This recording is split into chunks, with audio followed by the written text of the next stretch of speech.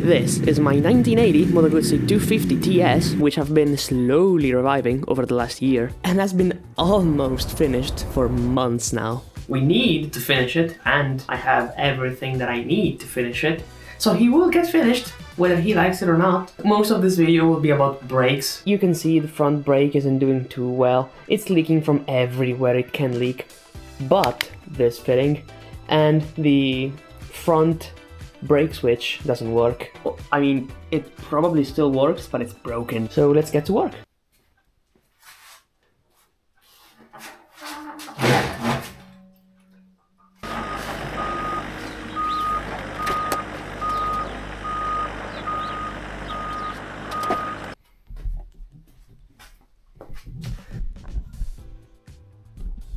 Before cracking the system open, we need to let all of the fluid out, because this stuff, you want to deal with it in like a controlled manner.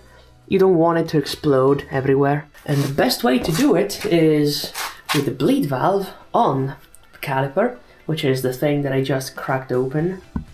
And now, while the bleed valve is still open, I think is a good time to crack open this fitting. So gravity will do the rest. Some fluid left, but it's fine. That's why you'll get the rag to catch it before it does anything you don't want it to do. This stuff is nasty. You don't want to touch it. Although it's not as bad as people say, I guess. I got it in my eyes once, and I can still see. Draining all of the fluid also makes replacing the brake switch slightly less of a headache.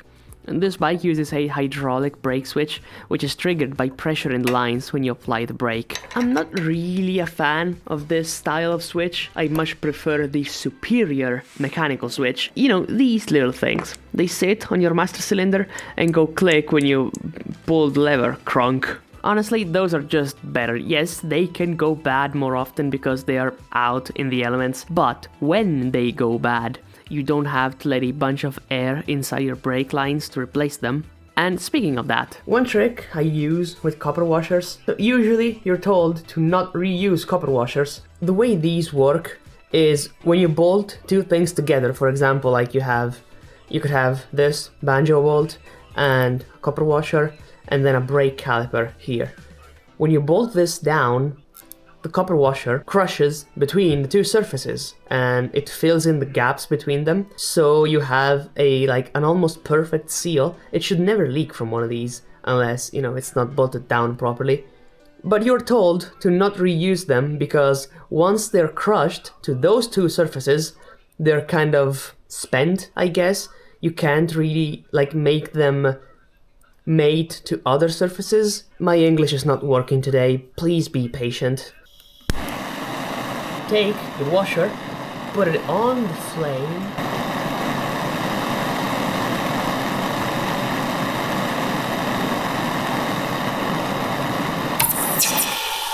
don't use these to go and get the washer, because these are also really hot, and if you put them in there, you will most likely ruin the heat treatment. So now this washer is soft again, and it can and will mate to the new surfaces. I've been reusing copper washers like this for years, and stuff never leaks when you do this thing, so you know, you can technically reuse these if you have a torch, I guess. I don't know. Might as well do these ones too while I'm here.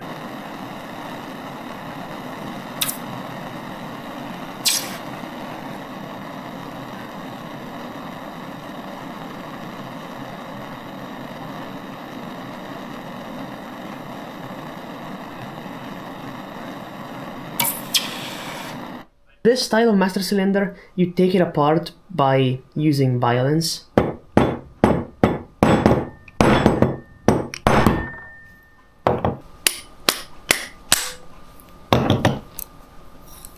And here it is. Man, these seals are so flat. You can't really see it because I'm using a GoPro which has horrible close focus, but this seal here on this side of it should have a ridge, it should be kind of cone shaped and flare out here. This one kind of does, you can kind of see it. This one should do the same, and it doesn't. And this flare, I think, is to, like, when you push the master cylinder, it flares out and it seals against the surface, like the inner surface of the master cylinder, and it pushes brake fluid.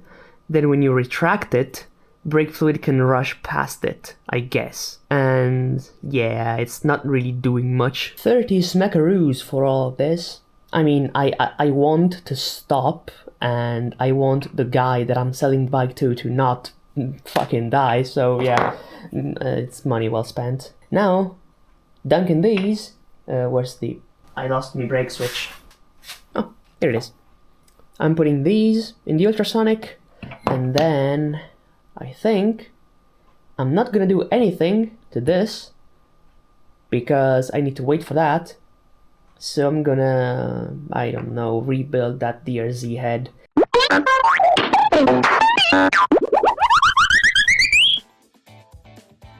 So usually to rebuild a master cylinder, you would need either a full piston like this or just these seals. I would get a full piston if you can get it, like a complete unit like this, because these are wear parts, like not just the seals but the piston itself. A new spring goes like so, snaps into place. Then we have a seal for the outside, a snap ring, like a retention ring, which goes like so, and a washer to put behind it. Also, there is a sachet of grease that you can use to grease, and this is how new seals should look like. They should have this nice flare, they shouldn't be all squished in. The manual tells me I can grease this, so I will grease it. Remember kids, never go in dry. It's never a good time. Shit. That's what I get for trying to be funny. Just put it in, wiggling it back and forth to get the seals in. Now the spring is seated, this, like, I don't know, guide washer.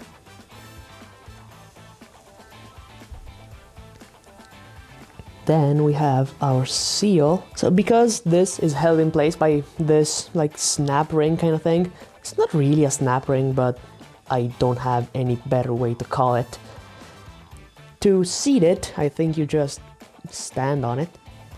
Come on. Do I persuade it a little bit? It does require violence to put it back in. Just a final tap. 2 final taps. And we have it. An rebuilt master cylinder, which can go back on the bike. These fittings are probably going to be marketed as the joint up into the cap, or else those needle bearings are going to flail. Lower heater holes is also. And talk about that later. I also realized I did that because they had order any one anything when I had it in there. I'm not sure what the point of that was.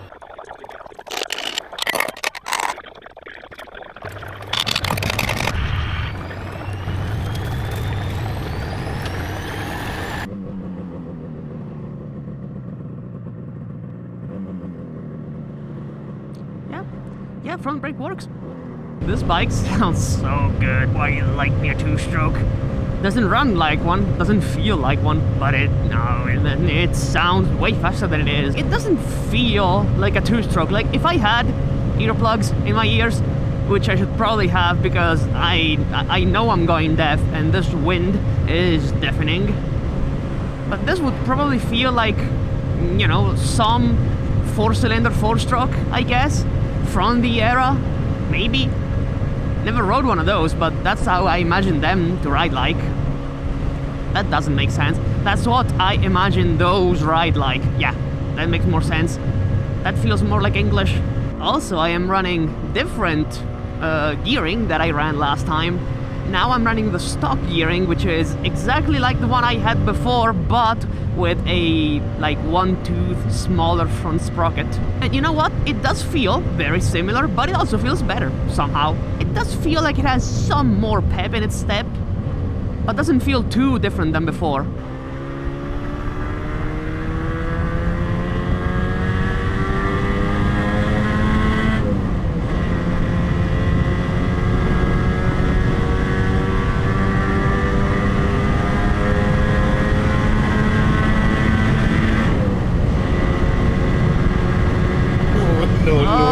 No, please leave me alone.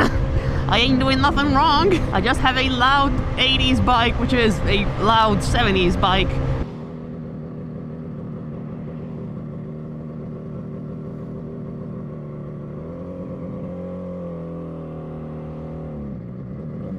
Yeah, we're handling traffic. Kind of. Go on, Guzzi, go on. Fiat 600!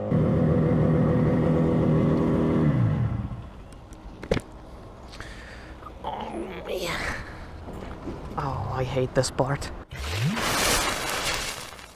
I thought mileage would be worse than this. I have 20 horsepower, probably. Just wait for me! Ew, truck.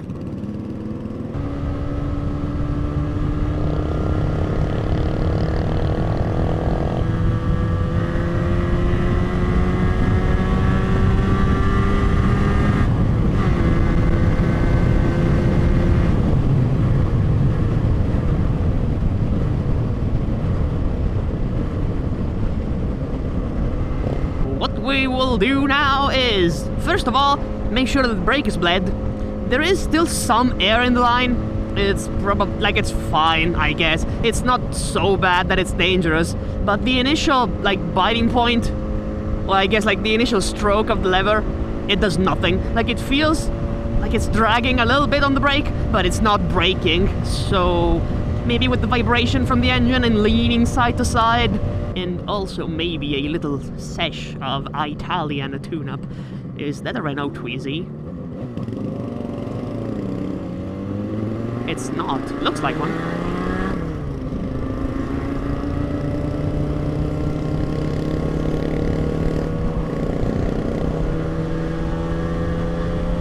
So I can also see what old boy here does in the corners.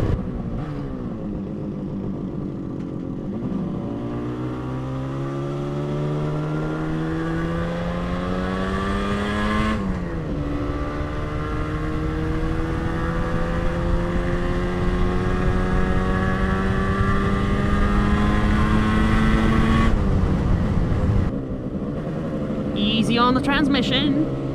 I don't want to have to rebuild it again.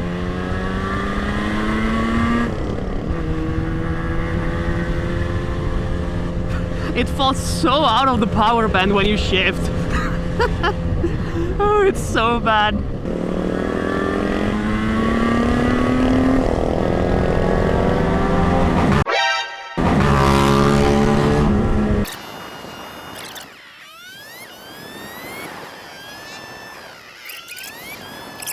I am starting to smoke a little bit, which is good. Good.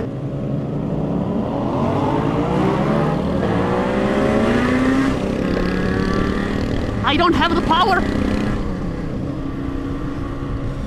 I have no power. When you start, like, gaining momentum, it feels pretty quick. It just takes so long to get up to speed. Like, especially, like, between shifts. It's so bad.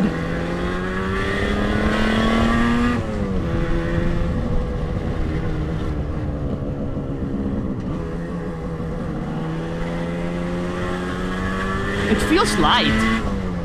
It feels so light. Yeah, the engine ruins this bike.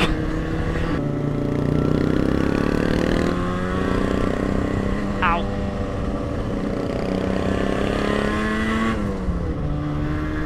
I'm so stupid. Like, I cannot ride a street bike for the life of me. Yeah, it's not the best road for this bike, I don't think.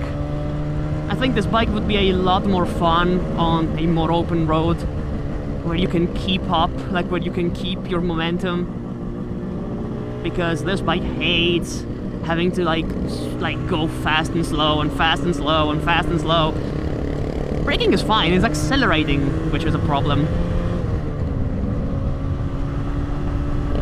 And also my tendons hate this clutch. Yeah, it's gutless. I mean, it is a two-stroke, so you have to rev it. Like, you have to be in some semblance of power band, which this bike very much doesn't have. It's just slow and then it's less slow. Ow. You get close to 5,000 and something happens.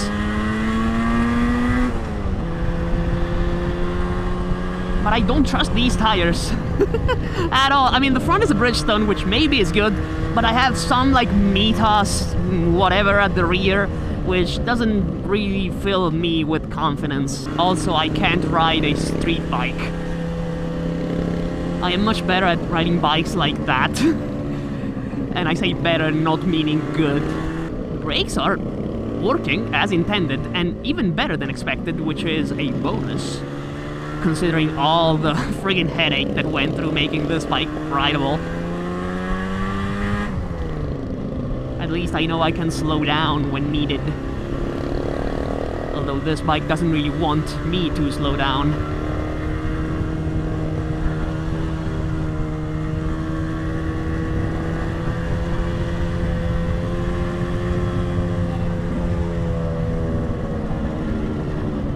It feels nimble. It feels like you would expect a small two-stroke to feel. Suspension doesn't feel old. I'm not bouncing all over the place. It is stiff. It is a little bit too stiff, but I am a light boy. I am like, what, 68, 67 kilograms?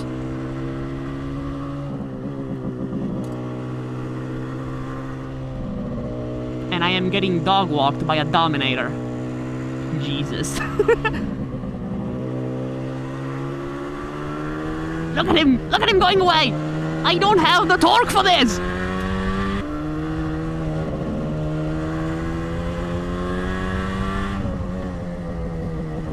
CRF 300. Good.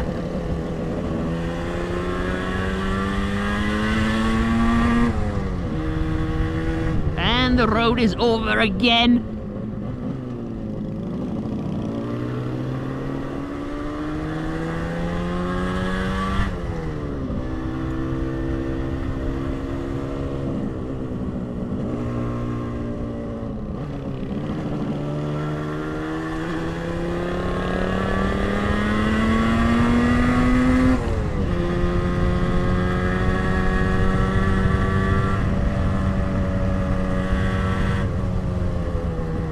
You know what? It doesn't ride half bad. All things considered, this is a pretty good bike. Oh no. No! No, this is not what was supposed to happen. I wasn't supposed to start liking this piece of shit. Please, no, please find something you hate. Please! I don't want to like this. I really don't want to. It is charming, in a way. I don't know, is this my style? Not really. I mean, if it had 6 speeds and pipes, like expansion chambers, then maybe. I can do something about the expansion chambers. I can't really do anything about the fact that it's missing a gear. Much like myself.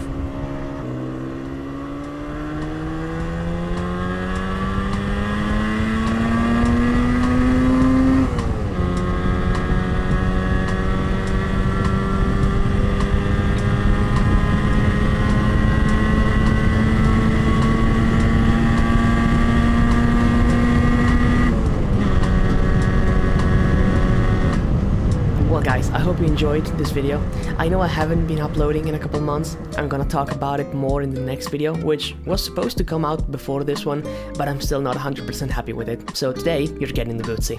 If you enjoyed this video, let me know with a like or a comment, and subscribe if you want to see more of this old piece of crap. I want to get a couple more videos out on it before I sell it, so be on the lookout for those.